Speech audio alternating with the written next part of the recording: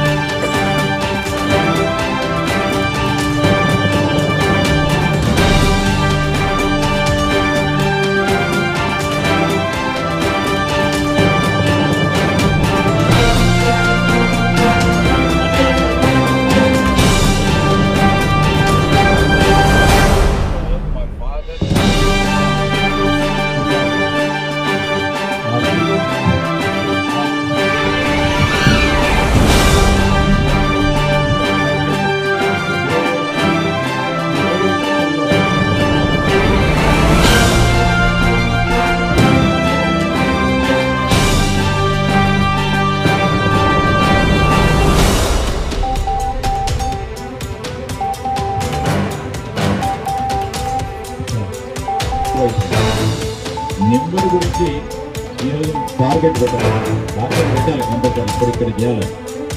ఆ టార్గెట్ మరి పిలవటం జరిగింది. మరి ఈ కళాశాలలో వనమోత్సవ కార్యక్రమం ప్రత్యేకించి వారు ఏర్పాటు చేసి ఇక్కడి నుంచే చదువుకున్న దగ్గరనే మనం ఒక అవగాహన తీసుకురావాలి పెద్ద ఎత్తున అనే ఒక ఆలోచన. చెట్టును చూడగానే ఆ విద్యార్థి రాబోయే కాలంలో ప్రయోజకుడిగా ఎదిగి వారు చేసే ప్రతి పనిలో గ్రీన్ కనబడాలనే ఆలోచన రావాలని వారి కార్యక్రమాన్ని డిఎఫ్ఓ గారు, ప్రిన్సిపల్ గారు, ప్రభుత్వానికి సంబంధించిన అధికారులందరూ కూడా ఈరోజు ఇక్కడ కార్యక్రమాన్ని మొదలుపెట్టడం అనేది శుభసూచకం. ఇప్పుడే మా సోదరులు చెప్పినట్టు దీంట్లో ప్రతి డిపార్ట్మెంట్లో జవాబుదారితనం రావాలి, అకౌంటబిలిటీ అనేది ఉండాలి. ఆ జవాబుదారితనం రావడానికి నేను అధికారులను ప్రత్యేకంగా డిఎఫ్ఓ గారిని కోరుతా ఉన్నా. మీకు కావాల్సిన వనరులకు సంబంధించి మీకు కావాల్సిన అవసరాలకు డిపార్ట్మెంట్ పరంగా ఎక్కడైనా కొరత ఉంటే మీరు చెప్పాలి. ఒక ప్రధానమైన కార్యక్రమం వనమహోత్సవం అనేది 6 కోట్ల చెట్లను పెడితే మొత్తం గ్రీన్ కనబడాలి, ఇక్కడ పచ్చగా కనబడాల్సిన అవసరం ఉంది. సరే, దాంట్లో ఉన్న ఇబ్బందులు ఆనాడు ఇంతకుముందు మా సోదరులు చెప్పినట్టు ఆలోచన బాగున్న ఆచరణలో పక్కడబందీగా ఆచరణీయ యోగ్యమైన కార్యక్రమాలు చేపట్టే పరిపాలన యంత్రాంగం ముందుండాలి. ఈరోజు మంత్రి గారు వచ్చిండ్రు, ఎమ్మెల్యే గారు వచ్చిండ్రు, 2 ఫోటోలు దిగుతాం, పేపర్లో వస్తుంది, మొదలైందని వస్తుంది. మొదలు కాగానే మీరు మొదలు పెడతారు, మీరు పోగానే మీ కింద ఉన్న అధికారులు అదే ఉత్సాహంతో చేపడతారు.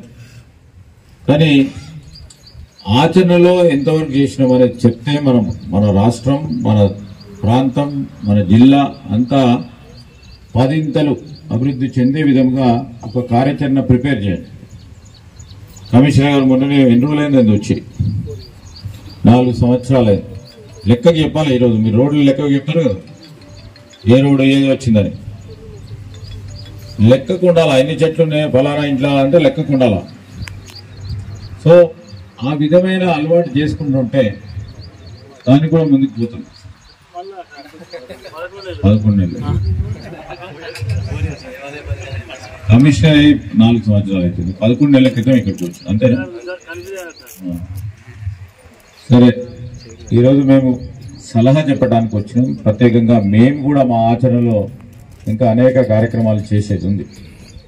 అందుకోసమే మా సోదరుని అడిగిన చెట్లు పెట్టాలని. నా సొంత ఊర్లో చెట్లు పెడితే స్వతహాగా పెట్టినది. ఎవరికి ఇంట్రెస్ట్ లేదు, ఎమ్మెల్యే పెడుతుండగా ఆయనే చూసుకుంటాడా అనుకున్నాడు. నిజంగా మొత్తం చాలా పెద్ద ఎత్తున ఈస్ట్ గోదావరి నుంచి పెట్టి నా సొంత ఊరు దండవాడలో పెడితే నీళ్లు పోసేటాడో లేదు. ఇంట్లో మా వాళ్ళు నీళ్లు పోయాలంటే మేము ఉన్న రోజు నేను సార్ పోయినా అని చెప్పేటాడు.